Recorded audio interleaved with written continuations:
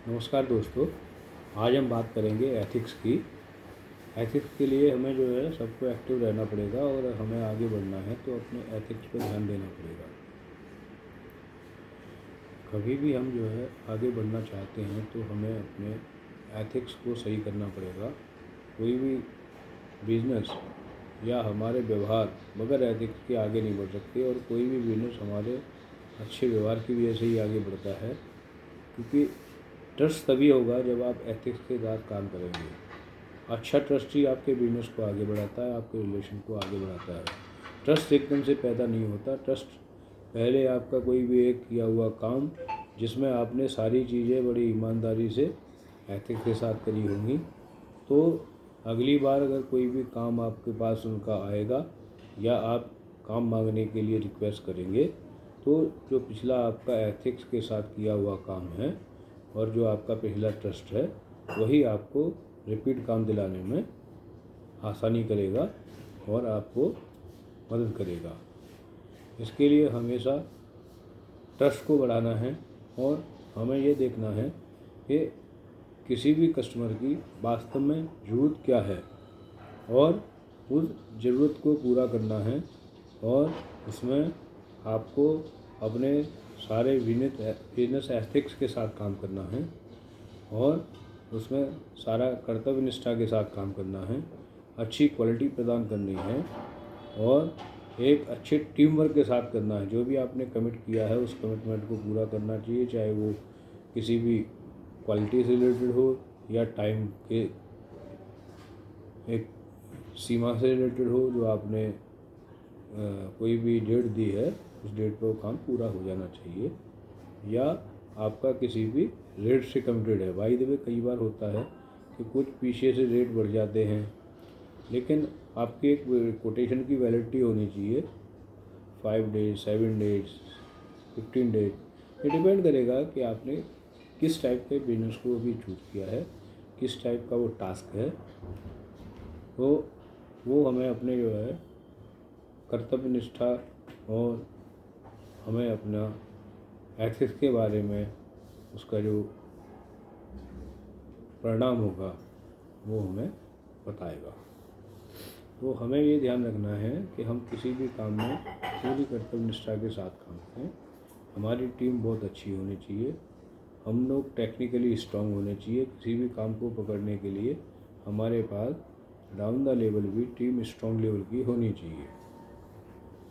इसीलिए हम लोग उसमें काम कर रहे हैं और मेरा प्रयास है कि मैं सबके साथ एक दूसरे को अच्छे से जोड़ूं और सभी लोगों को एक क्वालिटी का काम मिले जिससे हमारा देश आगे बढ़े। मैं बार बार देश की बात करता हूँ क्योंकि मैं खुद भी बहुत अच्छे एथिक्स का पालन करता हूँ, ईमानदारी से काम करता हूँ।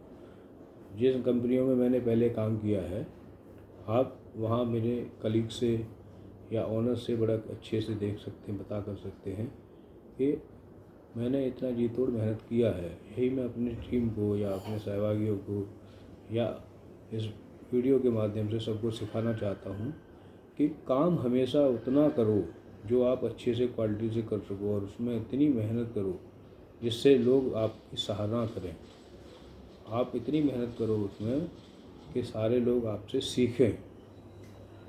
आप उस तरह का रिजल्ट प्रदान करो कि लोग सब आपके ऊपर बहुत बड़ा ट्रस्ट करें कि अगर इनको ये जिम्मेवारी किसी काम की हम देंगे तो वो बहुत ही अच्छी क्वालिटी के साथ समय पर पूरी होगी। ये बहुत बड़ी बात है, जिससे कि आपको किसी भी इंडस्ट्री में जाना जाता है, किसी भी व्यवसाय में जाना जाता है, किसी भी काम के लिए जाना जाता है। सबसे बड़ी बात इसमें ये भी है कि हमेशा हमें अपना पॉजिटिव एटीट्यूड रखना चाहिए। जब भी हम कोई काम कर रहे हैं, कुछ उसमें क्वालिटी बाय द वे कम हुई है, लेकिन उस टाइम पे हमें कस्टमर की नीड पूरी करनी है, तो आपकी एक जिम्मेवारी बनती है, आपकी ईमानदारी है कि उनको आप उस बात को क्लियरली बताएं कि सर ये आपको अभी इमरजेंसी में आपने मेरे को काम करने के लिए बोला है, क्योंकि हम इसके लिए पहले से प्री प्लान नहीं थे और इसमें हमने ऐसा कोई अपनी प्लानिंग नहीं की थी। तो इस काम को हम अभी कर तो देंगे क्योंकि ब्रेक डाउन है आपकी मशीन, लेकिन इसमें क्वालिटी कुछ कम है। हम आपसे पैसे भी इसके लिए कम लेंगे, लेकिन इसको हम बाद में अच्छी क्वालिटी के प्रोडक्ट से पूरा करेंगे। लेकिन कभी भी किसी को गलत सूचना या गलत प्रोडक्ट नहीं देना है। बाय द वे, कभी भी आपने कोई निम्न क्वालिटी का प्रोडक्ट देना पड़ रहा है या दिया है तो उसको कस्टमर से पहले कह के बात करके ही दें, जिससे आपका ट्रस्ट और भी बढ़ेगा और आपके कस्टमर आप पे और अधिक विश्वास करेंगे, क्योंकि आपने उनकी प्रॉब्लम को ध्यान में रखते हुए आपने जल्दी से जल्दी उनको सपोर्ट किया। लेकिन उस टाइम पे उन की अपेक्षा के अनुसार या आपका वास्तव में जो प्रोडक्ट होना चाहिए उसकी क्वालिटी का आपके पास प्रोडक्ट उपलब्ध नहीं था। फिर भी आपने कहीं से भी कुछ भी अरेंज करके आपने उनको उस टाइम पे स्टंट मदद करी। तो इसलिए आप उसके बहुत ज़्यादा पैसे भी ना लें। हम उसको बोलें कि ये केवल मैं आपसे उतने ही पैसे लूँगा जितना मेरा खर्चा हुआ है, लेकिन इसको हम परमानेंट सॉल्व करने के लिए आपको अच्छी क्वालिटी का प्रोडक्ट 5 दिन 10 दिन 15 दिन जिसमें भी वो पॉसिबल हो उसको पूरा करें कमिटमेंट को, और उनके साथ उनसे अपने संबंधों को और अच्छे बनाएं और उस काम को क्वालिटी के साथ पूरा करें, जिससे जिस तरह का प्रोडक्ट आपने दिया है बाद में उसकी क्वालिटी अच्छी होगी, वो उसको अपनी कसौटी पे कसौटी पे खरा उतरेगा, उसकी परख सबको होगी, तो आपका व्यवहार और अच्छा होगा, ट्रस्ट अच्छा होगा, आपकी गुणवत्ता कस्टमर के जहन में बढ़ेगी।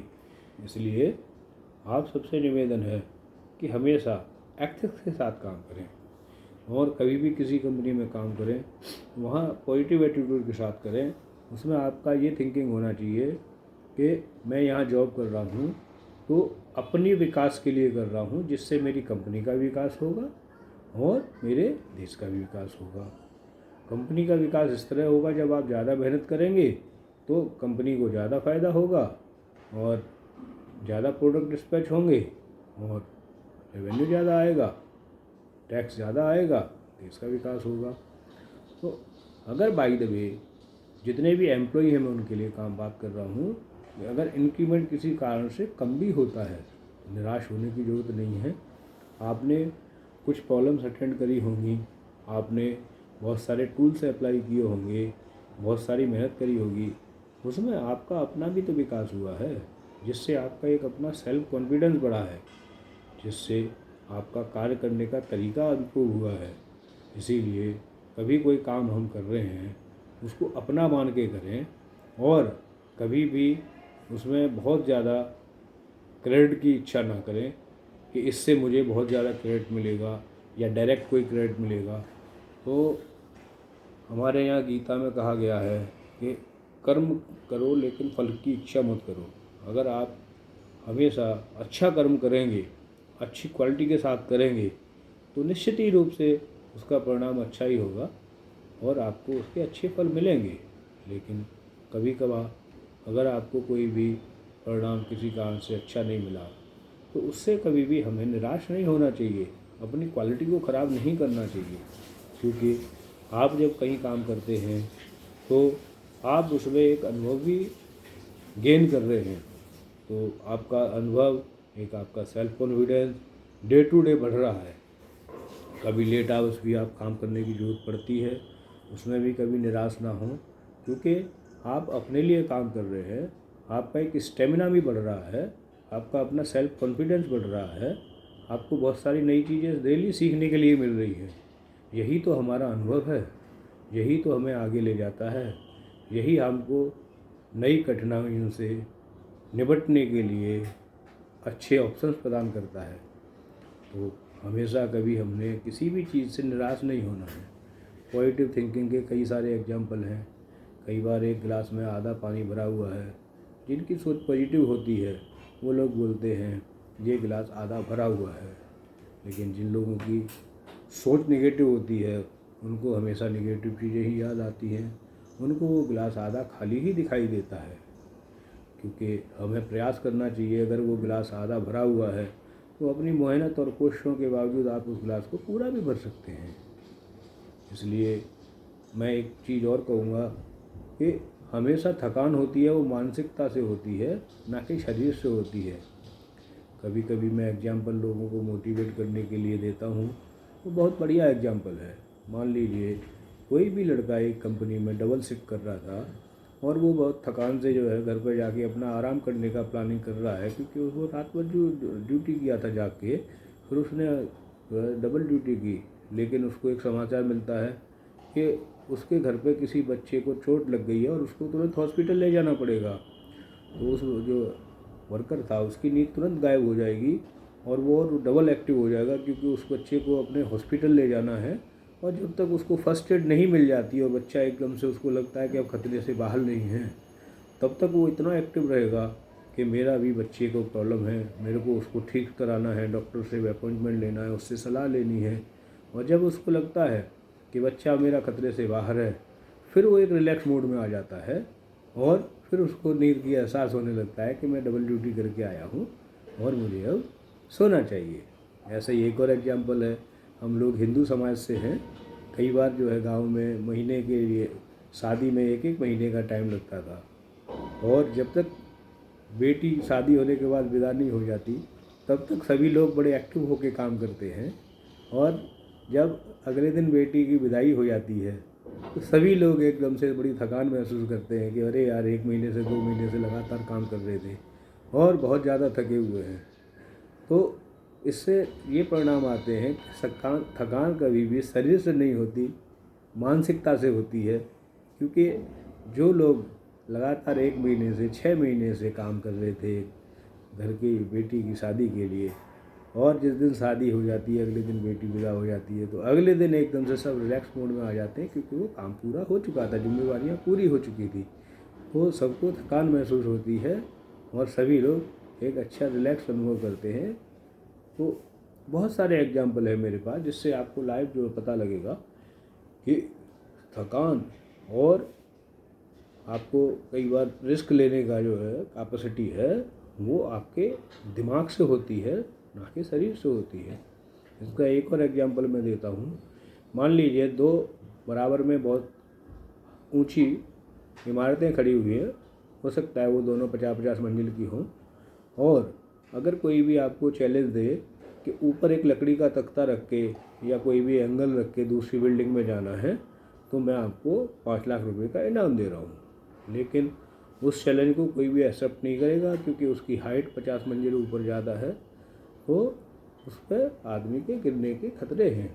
लेकिन आपको कभी कोई समाचार मिलता है कि उस 50 मंजिल के ऊपर वाली इमारत में आपका कोई बच्चा, आपका कोई जानने वाला या फैमिली मेम्बर फंसा हुआ है और उसमें आग लगी हुई है, तो आप क्या करेंगे? बराबर वाले 50 मंजिल के टावर से आप निश्चित रूप से कोई लकड़ी का तख्ता रख के या कोई भी एंगल आयरन रख के पूरी कोशिश करेंगे कि उनको हम किसी तरह से बचा सकें।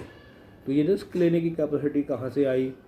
कि रिस्क लेने की कैपेसिटी आपकी दिमाग में होती है, ना कि शरीर में। क्योंकि शरीर हमेशा रिलैक्स की कोशिश करता है, लेकिन दिमाग आपका उस समय सिचुएशन क्या है, उस सिचुएशन को हैंडल करने के लिए दिमाग आपका काम करता है। क्योंकि दिमाग आपका एक कंप्यूटर है, कंप्यूटर जिस तरह की सिचुएशन होगी उस तरह से वो काम करेगा। शरीर हमेशा आराम चाहता है, शरीर कुछ काम करना नहीं चाहता।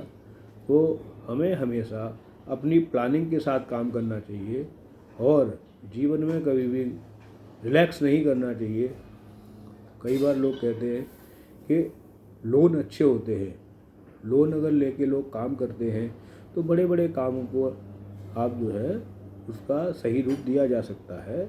लेकिन किसी एक नए एंटरप्रेन्योर के साथ उस टाइम पे कोई भी पैसा नहीं है तो बड़े काम नहीं किए जा सकते, रिस्क कैपेसिटी उस टाइप की नहीं हो सकती। लेकिन जब आप लोन ले लेंगे तो लोन की ईएमआई महीने की फ़िक्स हो जाएगी, तो आपके लिए ज़रूरी हो जाएगा कि आपको उसकी ईएमआई समय पर अदा करनी है। तो आप उसके लिए नए नए काम के अवसर की तलाश में रहेंगे और नए नए काम करेंगे। उस टाइम पे आप रिलैक्स मूड में नहीं जाएंगे। इसीलिए बहुत बड़े एक्सपर्ट कहते हैं कि लोन अच्छा होता है, क्योंकि बहुत बड़े जो साइंटिस्ट या कोई भी बिजनेसमैन आप देखेंगे प्रोजेक्ट पे अपना कोई पैसा नहीं लगाते हैं, वो सब लोग बैंकों का पैसा लगाते हैं और उसको अच्छे से उसको अदा करते हैं और उसकी वजह से और अच्छा पैसा कमाते हैं। तो ये सब चीज़ें हमें ये समझ में आती है कि हमें एथिक्स के और मेहनत के साथ आगे बढ़ना चाहिए और हमें कभी भी किसी भी चीज़ से घबराना नहीं चाहिए। धन्यवाद।